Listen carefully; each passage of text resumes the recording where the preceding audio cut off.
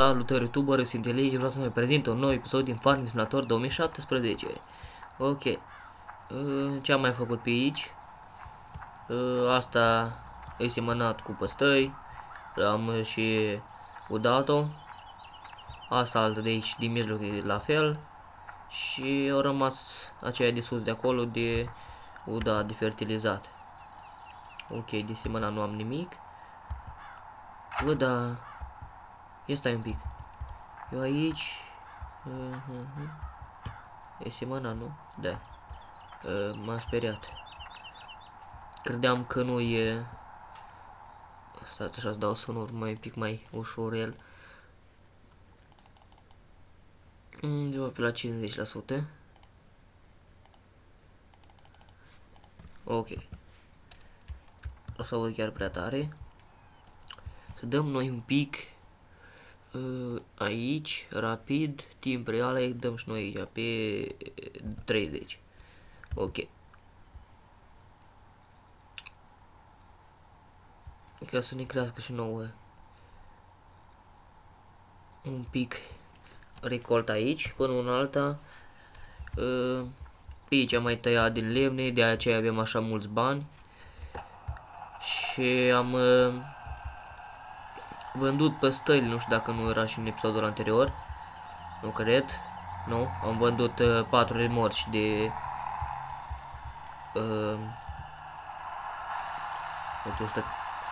Doamne, îmi pierd cuvintele. Am vândut 4 remorci de fasole, de păstăi de fapt. E tot pe acolo. Bă, și totuși mi se pare că e prea tare, nu știu de ce. Hai așa. Ok. Parcă e mai bine un pic. Așa, am cumpărat acesta pentru tăiat cioatele. Adică să le distrugă. Unde e el? Echipament forestry. Asta STS. ST65T. Ok, dar văd că nu vrea să interacționeze cum trebuie. De ce oare?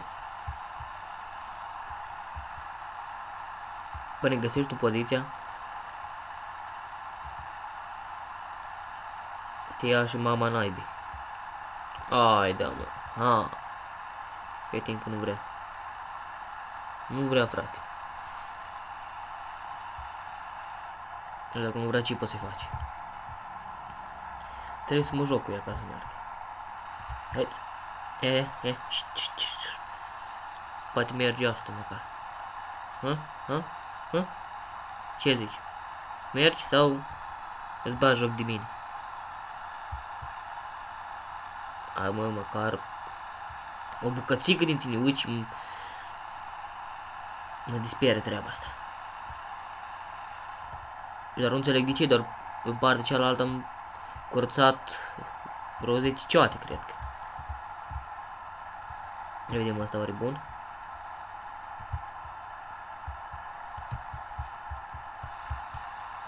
Ăsta cred că o să meargă. Ce am spus? De aici trebuie să fii cumva la nivel să fii presată pe ea. Dinții ăștia.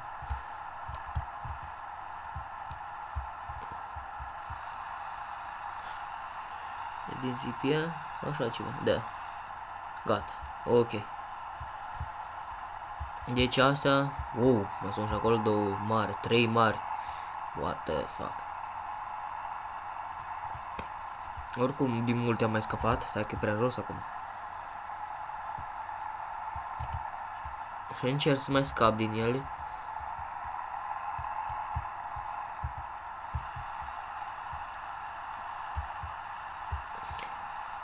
Hai, distruge-o, atât a fost.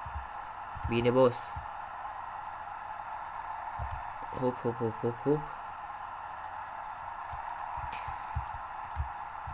Măcar de câteva acum până crește un pic agricultura.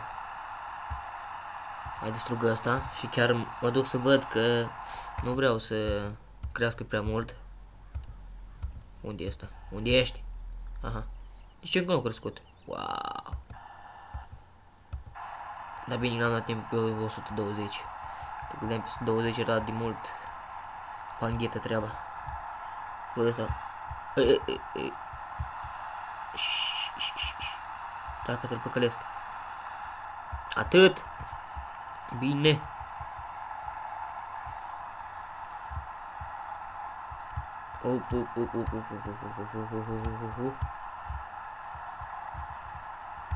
Partea asalt.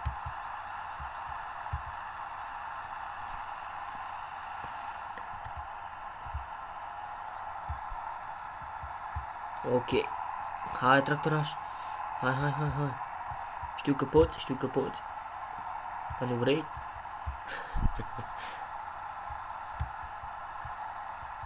Ne.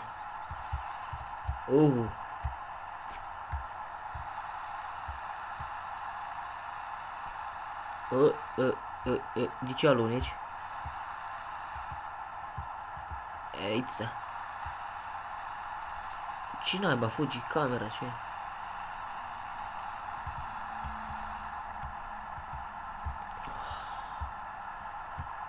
Deci, nu-i bun. Las că o să fie bun imediat. Fii rar. Să nu zici că joc pe noapte. Dar mă gândesc oare. În episodul scrie că să cumpărăm și noi niște porci. Așa cred.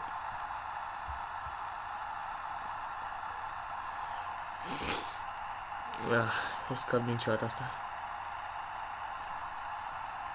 Vezi pe ce curățel? Parcă nici nu a fost. Atât. Ajunge.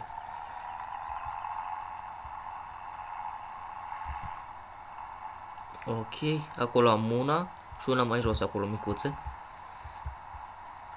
Și aceea, asta e. Mă duc chiar la asta direct.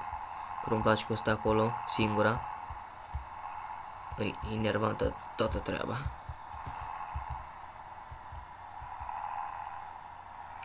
Mai avem și o lemn acolo.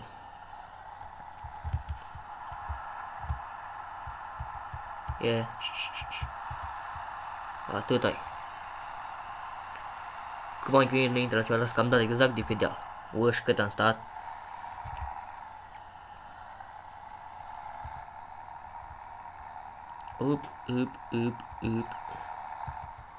Parcă e tractor românesc ăsta așa.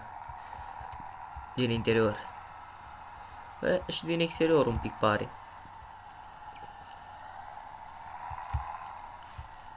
Ia să vedem noi. Să vedem. Care treaba pe aici. Wow. Încă nu s-a făcut? Ce chestii. Asta așa că rezolvăm imediat. Numai că, Upa. Ce-i fac aici? Stai dacă.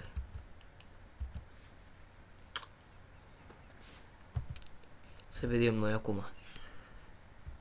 Ce se împlântă. Și cuvântul împlântă am spus pentru că am vrut să-l spun, nu că m-am greșit. Pentru că se împlântă, că mai ușor.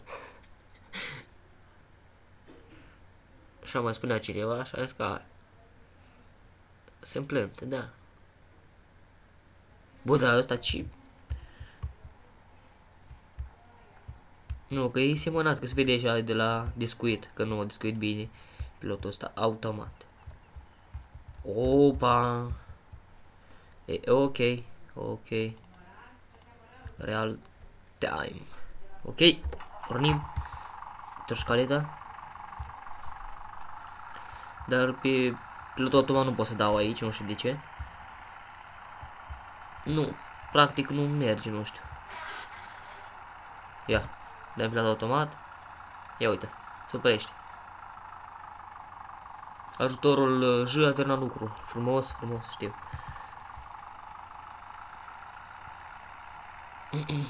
Deci treaba asta trebuie să fac singur. Și nu e chiar așa de frumoasă. Dar merge.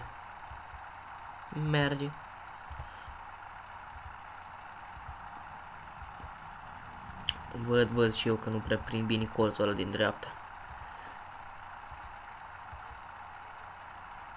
Dar încercăm. Of, doamne, până termină toată treaba asta. Mă plictisesc. Așa că iau prea mult dreapta, ia uite. I-a dat pentru o bucățică mică acolo. I-a dat pentru 2 plante, nu știu ce să zic.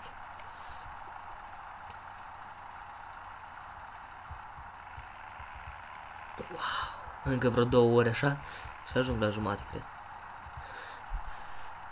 Da, și trebuie să cumpăr neapărat niște animale, ceva, nu știu, cred că voi cumpăra niște porci acum, că bani avem.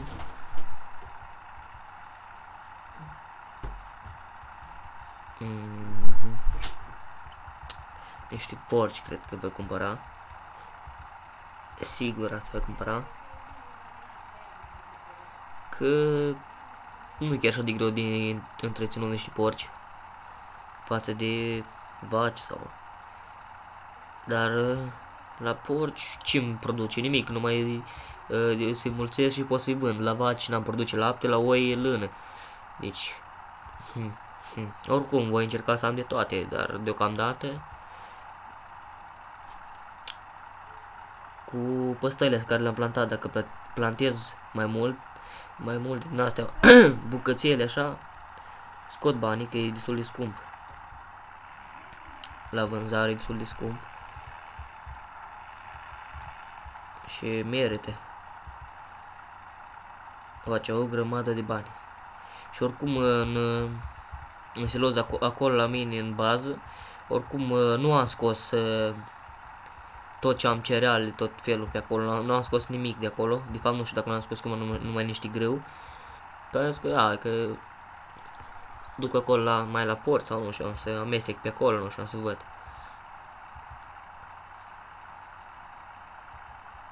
Dar în feste 15, din câte știu că să dea niște cartofi și ceva și aici nu știu, n-am văzut. Oare este? Nu știu. Știu că este în joc băgat, dar nu știu dacă nu am cum acolo aveam pe banda aceea și puteam să încarc, dar nu știu, n-am văzut de unde pot să iau. Poate este chiar aici în bază. N-am băgat de seamă. O să încerc imediat treaba asta, să văd dacă este sau nu. Of, ce nașpa. Nașpa că nu merge pilot automat. Dacă mergea nu vă plictiseam cu asta, dar merge.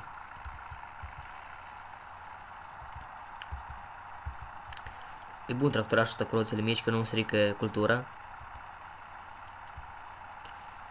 Și da, modul ăla l-am pus. Pune soarele. Răsărit. A sfințit și eu. M-a răsărit.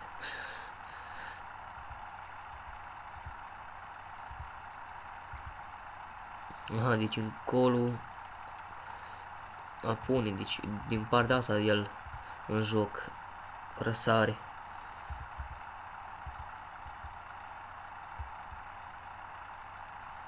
Oi, mai este? Uite, totuși mă gândeam în pădurea asta, dar uite că sunt lemn destul de mari. Deci am zis eu atunci că nu sunt. Parcă mă duc mai încolo, mai în capăt, dar uite că sunt. Acolo unde sunt eu acum, mai sunt și mari, nu că nu, dar mai rar, mai răruți, așa, mai drăguți. Adică sunt, zice, vreo 4 mari și sunt conjurat de vreo 5-6 micuți și, na, e enervant toată treaba asta.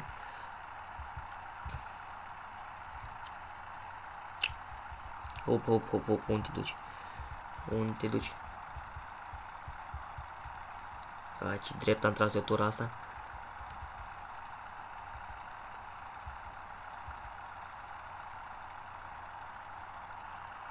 Încă puțin și termin. Mă opresc un pic răceală.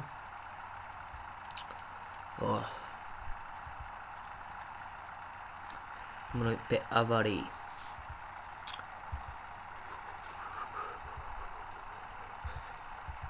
Prima oară am venit pe joc, dacă nu a fost o perioadă lungă de timp, care pe aici, pe drumul ăsta, nici nu am văzut nicio mașină. Dar am văzut, pe urmă am observat că sunt mașini și pe aici. Lângă de la văzut niște moduri, ceva, pot să pun niște locomotive, ceva, în joc, dar Nu știu, mă mai gândesc. Am uitat că am ratat colțul ăla. A, da, și am o mașină aici ca mod, Lizard-ul ăsta. O dai 89.000, deci... Întrebare, 160 la oră merge. Wow. Și nu mai știu, am mai pus niște moduri pe aici pe acolo. Și abia aștept să am bani, dacă nu îngrădesc aici la intrare la noi, aici în baza, am să îngrădesc cu gărduți, că am de așa ceva și am să îngrădesc pe acolo. Am să fac o poartă.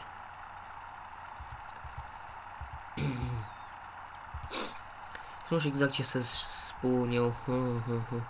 Aș face o pădure, ceva eu, cum am mai făcut și în PS15.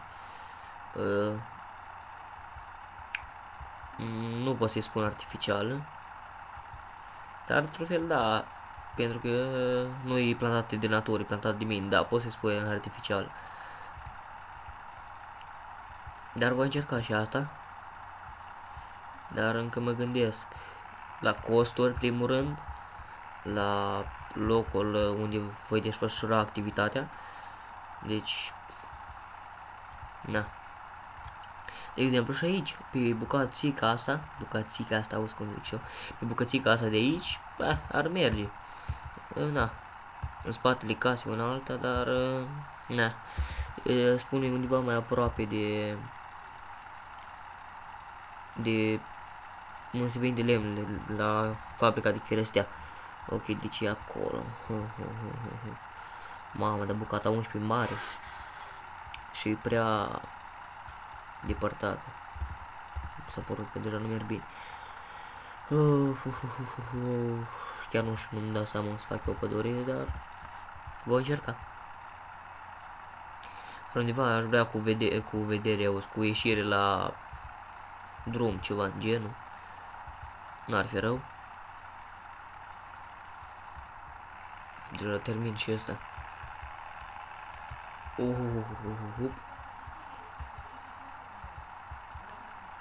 Doamne, da.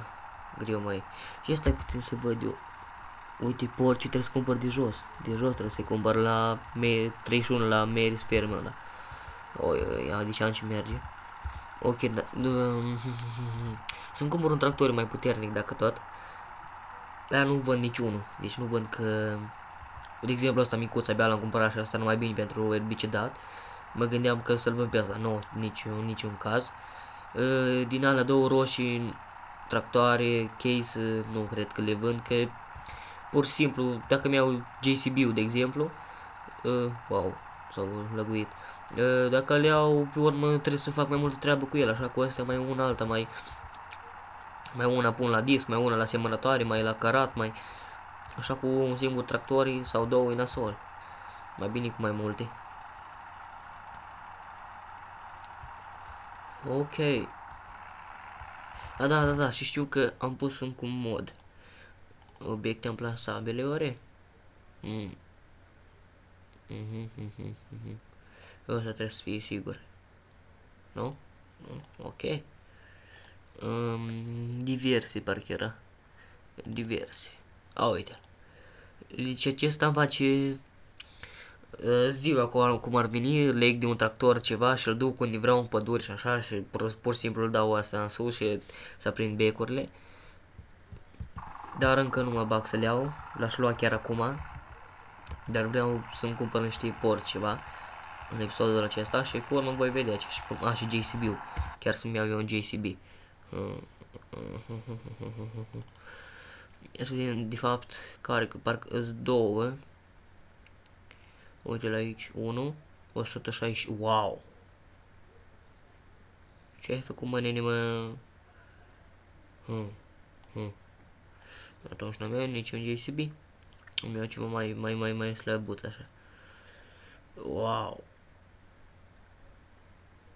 Da. Deci, m-am pișat pe el de JCB. 165.000. Ma, nu mă bag. Nu mă bag, man. Deci mai stau cu cheriturile astea de tractoare. Cherituri sau nu, dar fac treaba. Asta mă bucură. Deci vedem cum merge asta, într-o parte în alta.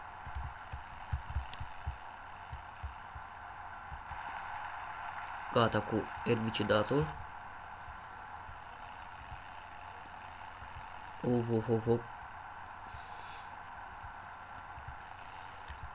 Acum, cred că să merg să-mi cumpăr niște porci.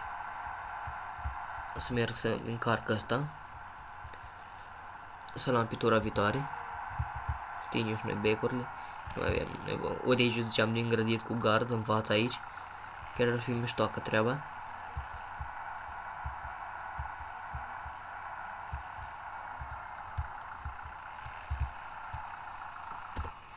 Bun, ce se încarcă? Wow! Deci nu ajunge până acolo. S-a dus deja un palet.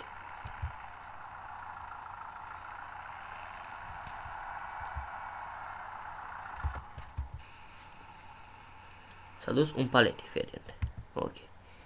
Ok. Aici ce facem?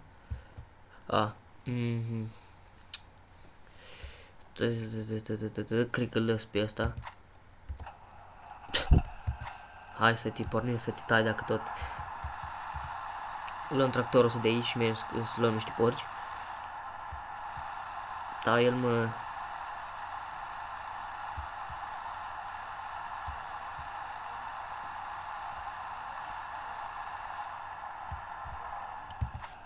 Ok. Mergem cu tractorul ăsta. Că celălalt e bază la semănătoare. Urtă-te de-alor. Ușor. Ăla la semănătoare, ăla micuț erbicidează, deci nu am ce spuneam tractorul, dar mă gândeam și eu că sunt mai așa, mai șmecheroși alea, că la preț mai moale, nu chiar așa 165.000. Păi ce ai făcut voi ăsta? De 165.000, băi, te îmbezi de 2 ori.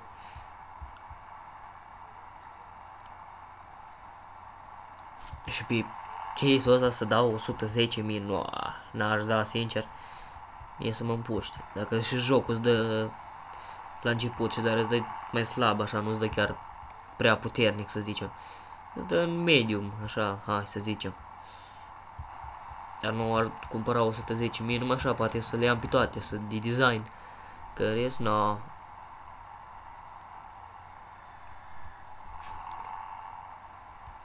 Nu aș da eu atâția bani. Niciun... Ok, deci și mi-ar pe aici că nu avem drum la șosea. Stai nenea acolo, nenea. Unde vrei să traversezi? Ia uite, avem acolo aia pentru animale.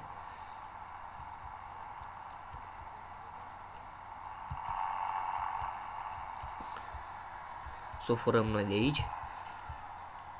Și am nevoie acum de mapă, pentru că spre locul ăla nu prea am fost și nu știu nici drumurile, nici. Așa că mai bine este să vedem unde e. Ouleu! Băiete, da. Mașina. Ah! Dar tu ești departe, frate. Prea departe chiar.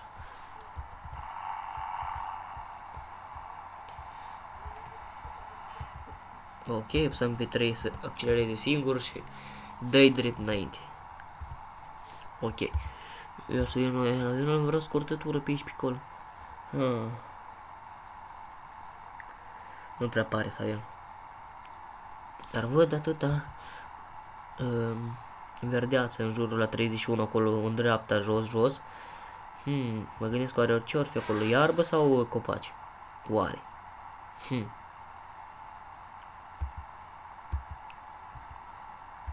Dar cred că ne lungim cu video și am să fac alt videoclip în care voi aduce și porcii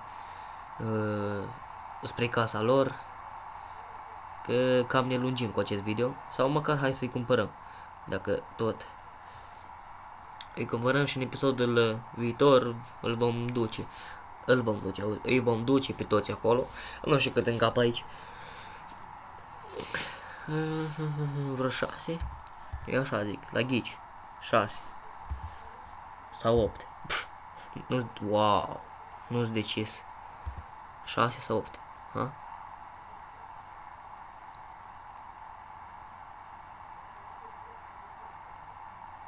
Încercăm. Poate nu renunț până să ajung acolo, că la cât de repede merge acest tractoraș. Ma, da. Băi, stai dacă, cum adică? Ce am lăsat noi aici în spate? Ha? Și că avem noi ceva acolo. Vedeți și voi? Sau nu? Mi arată remorca de spate. Serios? Ok. Să bucur că am lăsat ceva în spate acolo. Că la cât de greu ne mișcăm, parcă stau pe loc. What? Pe 2 parcă, nu? Da, să mai... Că am dat din greșeală pe 1 și am mai scăzut din viteză. Speed limit 50, care cam 43. Oh. Nu putem și noi să tunăm și noi motoarele una alta. Of, Doamne. În sfârșit aici fac dreapta. Și ajungem și noi imediat. Aici că imediat. Da, eu cred că renunțăm la video. Da, așa am să fac, să revin cu alte episoade.